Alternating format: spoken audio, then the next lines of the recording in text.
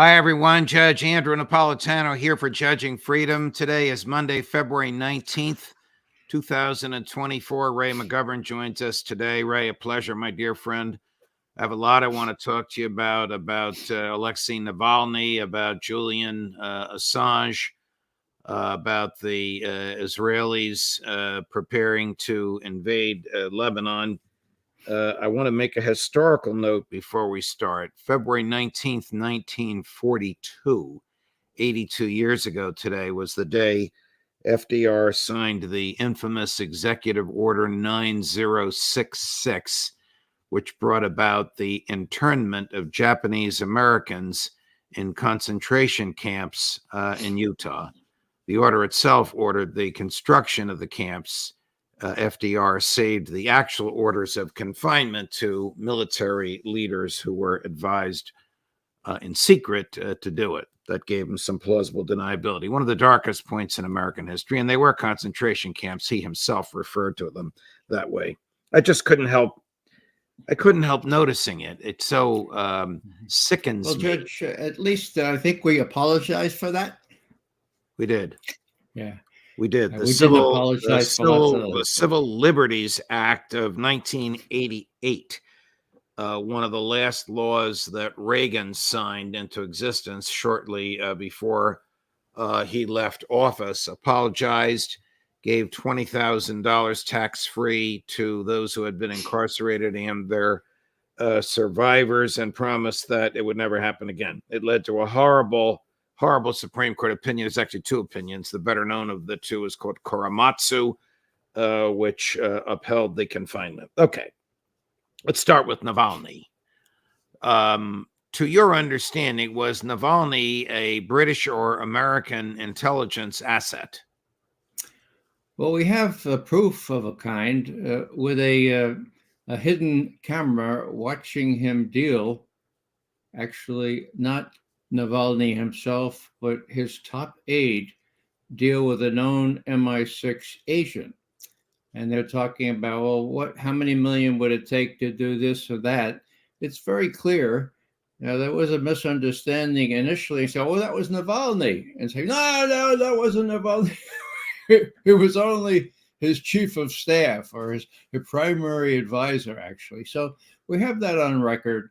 There's lots of other evidence Navalny was up to no good, not only against Russian law, but against international law. And my friend Gil Doctorow, who is not given to conspiracy theories, thinks that the British may have had a hand in what happened to Navalny, partly because they had the capability with all these friendly Ukrainian service people in tight liaison with the British, partly because the British have taken several shots at that bridge connecting Crimea with Russia proper, partly because the Russians, at least, have accused the British of having a hand in downing that IL-76 with 65 prisoners of war, Ukrainian. Are you saying the British may have had a hand in Navalny's death? Yes, I am. What would they gain by Navalny's death? Well, look at the timing, Judge. It's the day before the big Munich conference. It distracts all kinds of attention from the Tucker Carlson interview.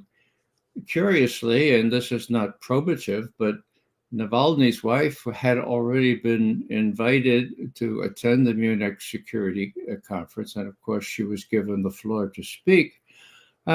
Boris Johnson, for God's sake, put the kibosh on that agreement way back in March of 2022. The British have been way out in front and doing things that it's questionable as to whether even the United States Secret Service, the CIA, or other organs are fully cognizant of what the British are doing. So It's not a stretch. Now, how could they get there? Easy. Ukrainians in tight liaison with MI6 are all over Russia. They speak fluent Russian. They're Russian stock.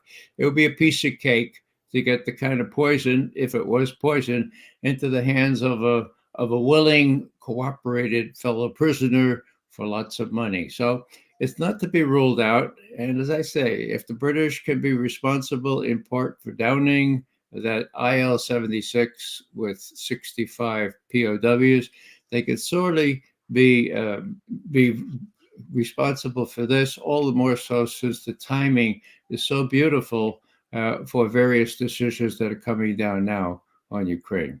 Our friend and colleague, Karen Kwiatkowski, has a piece out this morning comparing the Western reactions of two different deaths in prison. One, Alexei Navalny, a Russian citizen in a Russian prison. The other, Gonzalo Lira, an American citizen in a Ukraine prison. Of course, Navalny has been hailed as a saint and a freedom fighter, and Lira has basically been treated as if, well, he got what he deserved. What do you expect? Lira, of course, was in jail for arguing in Ukraine that the Russian invasion was morally justified. Speaking of somebody, go ahead, Ray. He interviewed Larry Johnson and myself and several other people. Scott, I mean, many of the people that appear on your program here. He was legit. I always marveled at how he could be hiding out there in Kharkov or wherever he was and still able to do this. Well, I don't know how, but he did do it until they caught up with him. Now, he was an American citizen, for God's sake. And as I've said before, that used to mean something. Doesn't mean something anymore. He was also a Chilean citizen. Their diplomatic folks tried to help Gonzalo in vain. U.S., as far as I know, U.S. consular services were not made available to Gonzalo Lira. It's a really faithful tragedy. And you don't have to talk about just Gonzalo. You talk about Julian Assange right now, who I have prominently displayed on my makeshift bookcase because his verdict is coming down tomorrow or the day after tomorrow.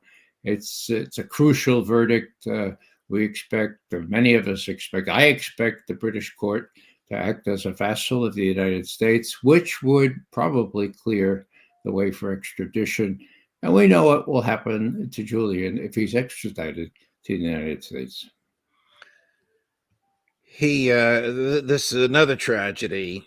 You and John Mearsheimer and I and many other folks made public statements which were assembled by his defense lawyers and distributed widely throughout the world.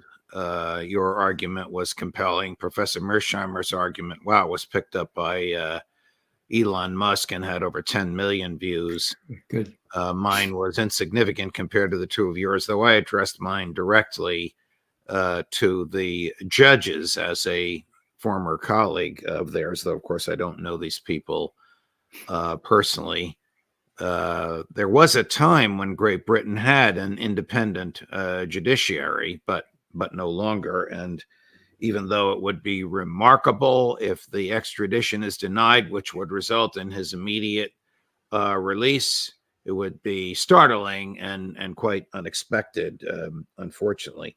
But you have unearthed some emails from a former high-ranking official in the State Department articulating the horrible things that the deep state will do to him, some of which is kind of repellent even to mention, once he is in the custody of United States officials. Maybe you can just summarize it without getting too graphic and tell us if you believe that this is likely and why you believe it's likely, and who is this person whose emails were unearthed.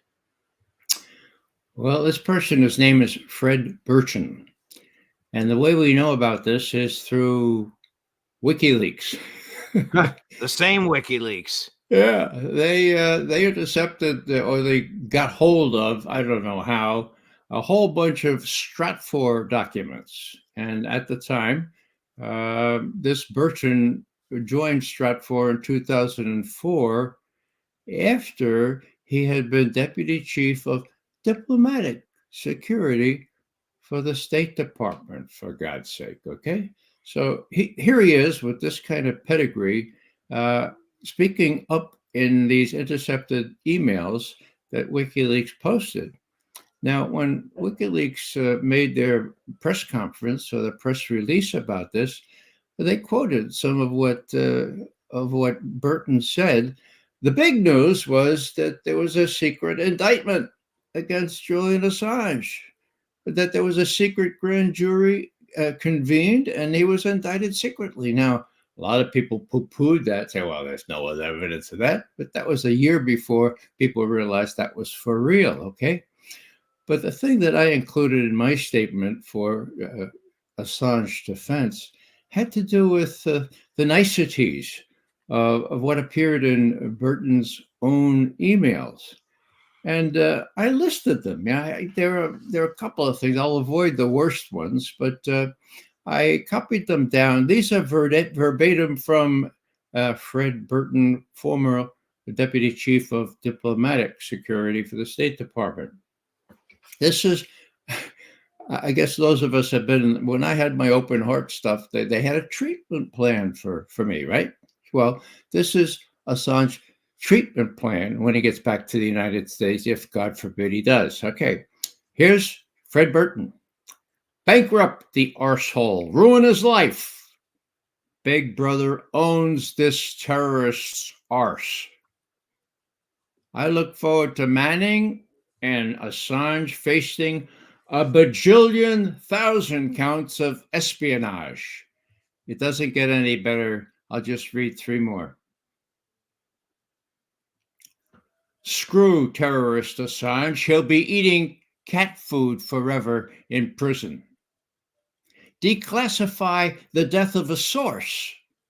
Blame it on Assange. Translation, somebody dies, you blame it on an exposure from WikiLeaks, you get Assange that way. Blame it on him. Last, but not least, Assange needs his head dunked in a full toilet bowl in Guantanamo, end quote. Now, this is Fred Burton, okay, working for Stratfor now. Is this the way people in the State Department communicate in emails when they think their emails are not going to be made public?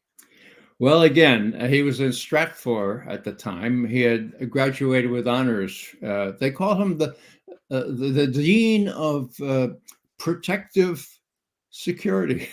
That's what it's called. The father of protective security. Wrote a couple of books, so he's a big deal. Okay. Yeah. No, this is the way they talk at Stratfor. Nobody expected that somebody would give Stratfor emails to. Well, what is Stratfor? Are you talking about the British facility? No. Yeah. Well, no. It's a think tank headed by a fellow that had a degree of credibility at the time.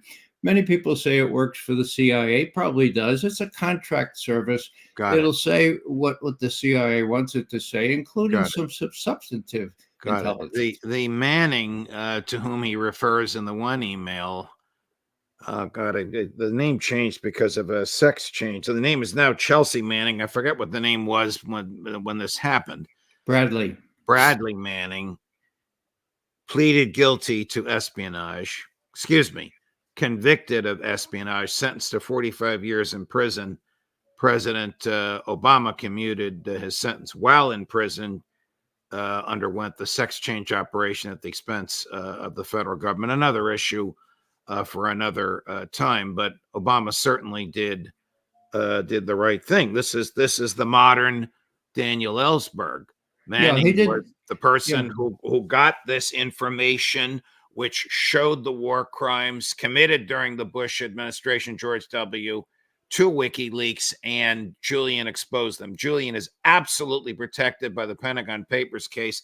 Manning is not, as Ellsberg was not. In Ellsberg's case, because the FBI broke into his psychiatrist's office and stole his medical records, the trial judge was so outraged he threw the indictment out. The government didn't appeal. In Manning's case, the president commuted his sentence. There is no appeal. Commuted his sentence after 5 years, Judge. Correct. And then they put him in another prison in Alexandria for her in another prison to get him to squeal on Julian Assange, and she wouldn't do it. Right. So this is how bad it is. Okay, that's what I was going to say. That you could say that Bradley Manning or Chelsea Manning broke the law. Of course, he or she did, but Julian Assange didn't. He's a publisher, for God's sake. And everybody on the right side of the law recognizes that. And the real sorrowful thing is that the media itself will not speak out in defense of Julian Assange, a Correct. fellow publisher. Correct. One of the most courageous, selfless, influential journalists of our era. It would be a miracle if the courts in Great Britain, and that either the oral argument is tomorrow or the opinion is to be released tomorrow. I'm not certain of the British system, but it would be a miracle if they block the extradition. One judge of the dozen or so who reviewed this case said he shouldn't be indicted because his mental status is so deteriorated he couldn't participate in his own trial. Well, all right, but that's not even the basis for blocking the extradition. The basis for blocking the extradition is he can't get a fair trial in America, and the sentence would effectively be a death sentence, and the Constitution protects what he did. All the other judges went along with what the British government wanted. I was secretly hoping that maybe an election in Great Britain would change the attitude of the prime minister. I don't think so. I think this is just they're a vassal state of the United States, almost like Ukraine is, and they'll do what the United States wants. I've said this before. I'll say it again. I thought I had talked President Trump into pardoning him, and the president told me that I had, and then the people around him who were on the phone call listening when the president and I were speaking, he called me, I didn't call him.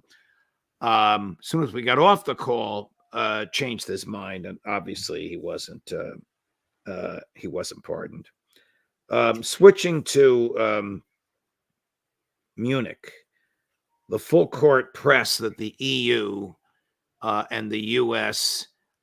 Is attempting to put on the House of Representatives from Munich. That Munich conference is over. It was all last week. Zelensky was there. They told tearjerker stories about Ukrainian troops running out of ammunition and going onto their mobile devices to look and see, have the Republicans in the House voted yet? Have the Republicans in the House changed their minds? I mean, this is absurd, Ray. Even if the Republicans in the House did endorse this $61 billion giveaway that the Senate did, how long would it take for equipment to get there? And do these people even know how to use the equipment that we would send? Well, as Larry Johnson pointed out on Friday at our roundtable, it would take forever. It would not affect the outcome of what's happened. Now, it's doubly ironic given the fact that Avdiivka, the stronghold from which the Ukrainians have been shelling the city, the citizens of Donetsk city since 2014, has been taken. That was the stronghold. There's not much between the Dnieper River and where the Russian forces are, and they're advancing on all those fronts. So here it is, a battle that's lost. These people in Munich are delusional. They still think there's some way they can pull this rabbit out of a hat. And all the time, all this while, more and more Ukrainians are being killed. So it's really nice that they can sit back in their paneled offices in comfortable chairs and say, we'll fight this to the last Ukrainian, which is pretty much what they're saying. We'll have a boon for the military-industrial complex here because we'll get rich. The 1% will get rich. There'll be jobs for you peons, okay? I mean, it's so transparently cynical. I guess I've seen a lot of stuff, but I haven't seen the like of this. Isn't this, correct my pronunciation on it, the city, Avdiivka? Avdiivka. Yeah, well, it depends if it's Ukrainian and Russian. Avdiivka, you're right. Avdiivka. Isn't this a monumental defeat for the new commander of the Ukraine military? Well, it is. It's his first experience. He took command 1 week, and all of a sudden, they lost their major stronghold. Syrskyi is his name. He was put in place because Victoria Nuland came to Kiev and said, "Look, you gotta dismiss Zaluzhny because he says that this is a stalemate. Pick Syrskyi, who did such a great job in Bakhmut, sacrificing a couple of 100,000 Ukrainian soldiers. Let him see if he can turn the tide in Avdiivka. Well, you saw what happened. He actually sent crackerjack or cracker troops from the Azov Brigade, the neo-Nazis, down to help out the troops in Avdiivka, who had been there almost 2 years. And what happened? Well, you can't do that kind of thing without the Russians seeing you from the air, and since they have air dominance, obliterating those reinforcements you send, and that's precisely what happened. So the thing is lost. Obama can say, well, we need $60 billion more, but if you look at Mike Johnson, he's saying, look, not only are you not taking care of our border, but this is money. It's just throwing good money after bad, as Larry Wilkerson and I said in an op-ed last Friday. Here's President Biden last week, number 6, Chris, complaining, I can't get this money out of Congress, and now they went on vacation for 2 weeks. Anything you can do to get ammunition to the Ukrainians without a supplemental from Congress? No, but it's about time they step up, don't you think? Instead of going on a 2-week vacation. 2 weeks. They're walking away. 2 weeks. What are they thinking? My God, this is bizarre. And it's just reinforcing all the concern and almost, I won't say panic, but real concern about the United States being a reliable ally. This is outrageous. When Prime Minister Netanyahu needed military equipment and, quote, there wasn't time to go to Congress, you know where I'm going with this, Secretary of State Blinken, in my opinion, committed perjury by signing a document under oath, swearing to its truthfulness. The essence of the document was this money is needed in an emergency capacity for American national security. Wasn't 61 billion, it was 100 million, and he did it twice, and they sent 100 million worth of ammunition and spare parts and equipment to the Israelis. I wonder why they won't do the same for Ukraine. Well, let me draw a contrast here. There was a time when there were certain Congress people who took their job seriously. Dave Obey from Wisconsin was one. He was head of appropriations in the House. Now, when Iran-Contra came down, and it was shown that the U.S. had circumvented the law and given money to the Contras outside, in a deal with Iran and Israel, all that stuff, George Shultz was summoned to the House of Representatives, and Dave Obey started questioning him. And Shultz was a good guy. Don't misunderstand. He said the wrong thing. He said, "Mr. Obey, America is sick of Iran-Contra." And Dave Obey responded, "Mr. Shultz, I didn't take an oath to protect and defend the Constitution of the United States until I was sick, until I was tired. So we're going to go on with these proceedings. Why did you circumvent the law to provide weaponry against the law to the Contras in Nicaragua?" It was beautiful, but that doesn't exist anymore. Yeah. Instead, you have the head of the House Intelligence Committee inventing nuclear explosions in space, the day before Navalny is killed. I mean, if you need diversions, and if you need rhetoric to divert your attention from the fact that Ukraine has lost, that we are feeding genocide in Palestine, I mean, what will we have today? I wonder. What will maybe Putin will do something really, really bad, like tell the truth again. Wow. I'm not sure if it was from what you said or what somebody else said about Assange, but he's got a great line. If wars can be started by lies, they can be ended by truth. Truth is so sparse these days, Ray. You and Larry and McGregor and Ritter and Wilkerson and the others and I get excoriated for what we say on this program. It is the truth, but the government doesn't want it heard. Judge, that's the the title underneath this portrait of Assange when I first met him, if wars can be started by lies, they can be ended by the truth. And that's what's at stake here. Not only that, but of course, if they get Julian Assange and put him away forever, that will be a signal to all people, all investigative reporters would be. If you live in Greenland or Australia or Santiago, Chile, we're going to get you because we're the CIA. We have a very long arm. We don't care much about constitutional rights, the Fourth Amendment, the First Amendment. We're going to get you. So go ahead and try that. We're going to get you, put you away for the rest of your life. We'll end on that note, my dear friend, which is a lot to think about, and look forward to seeing you with Larry at the end of the week. Thanks, Judge. Thank you, Ray. Thanks for all you do. God love you. Talk to you soon. Hi. Oh, boy. I'm a little shaken by what he said, but I shouldn't be because I've been around the block and I know these things happen. Larry Johnson at 11 this morning, Eastern. Kyle Anzalone. You won't believe some of the stuff Kyle's going to tell us about the IDF admitting it can't crush Hamas. Have you heard that anywhere else? Well, you'll hear it at 3 o'clock this afternoon. Judge Napolitano for Judging Freedom.